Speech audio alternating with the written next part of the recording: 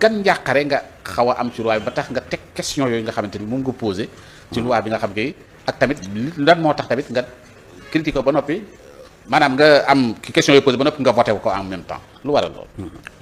waaw li tax ma wate ko mooy jëmmi esprit loi bi moom vraiment liir naa ko.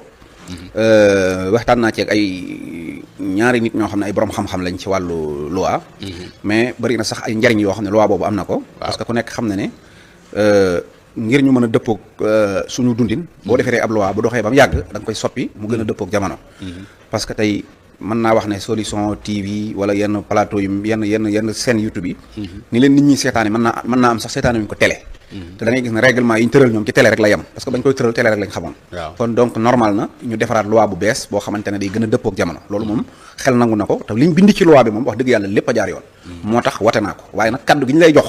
ngir nga mën a exprimer wu ci kanamu askan wi. ba yëgle li tax ngay wate moo tax ma wax ne dinaa ko wate waaye nag am na lu ma gis loo xamante ne dalul sama xel. mooy dañoo tàmm ñun Sénégal jël ab loi boo xamante ne day normal. ñu ne lépp baax na.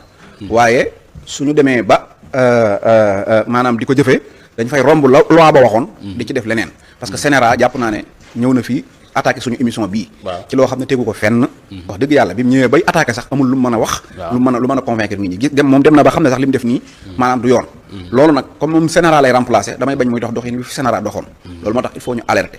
parce que bis bu nekk rek nga gis ne dañ lay jox ab organe mi ngi mel ne ay cour de compte bi ñu koy jox président de la république. pour muy saytu alalu réew mi la. mais da ngay gis ne Diomaye wax na ne maanaam tuumaal na président bi ko jiitu woon.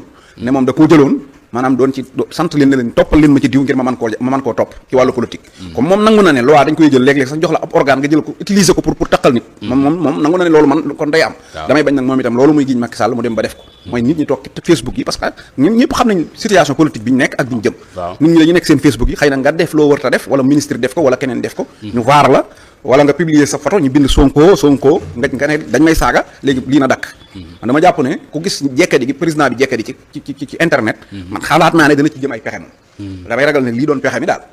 waaw lii doon pexe bi. loolu moom la ma koo xalaat moo tax may alerter rek pour bañ. maanaam ñu def ko. moo tax nga alerter ko ma alerter ko waaw.